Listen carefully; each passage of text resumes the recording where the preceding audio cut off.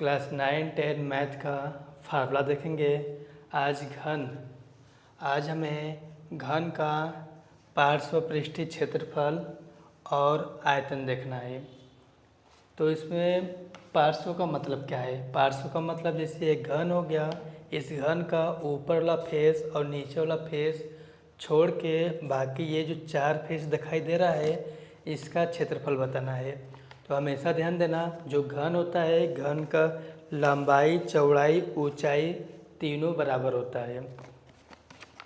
तो हम इसका क्षेत्रफल कैसे निकालेंगे? तो ध्यान देना, एक फेस का अगर एक फेस का देखें तो कुछ इस प्रकार से होगा। इसका लंबाई और चौड़ाई सेम होगा, तो इसका जो लंबाई रहेगा ए मानेंगे और चौड़ाई भी ए मानेंगे, कुछ इस प्रकार से।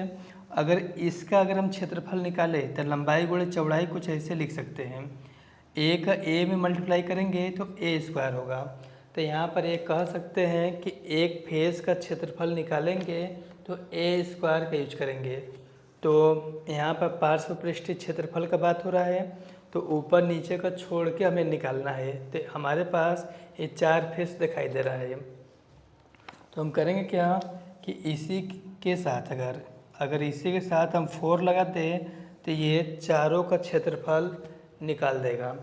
तो यहाँ पर 4a², इसीलिए यहाँ पर 4a² लगाया गया है। जब भी पार्श्व पृष्ठीय क्षेत्रफल का फार्मूला पूछा जाएगा तो 4a² बताया जाएगा। अब यहाँ पर आयतन का बात करें तो एक घन का आयतन निकलना है। आयतन का मतलब कि इस बॉक्स के अंदर कितना जगह है, जगह बताना है। जगह को ही आयतन बोला गया है।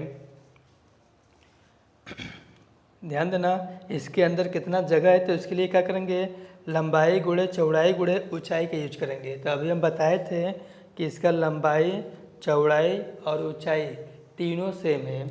जब लंबाई भी ए लिखेंगे और चौड़ाई भी ए लिखेंगे और ऊंचाई भी ए लिखेंगे तो तीनों को मल्टीप्लाई करेंगे तो a³ आएगा।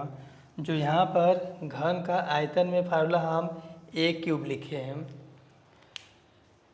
इस तरह के वीडियो के लिए फॉलो कीजिए।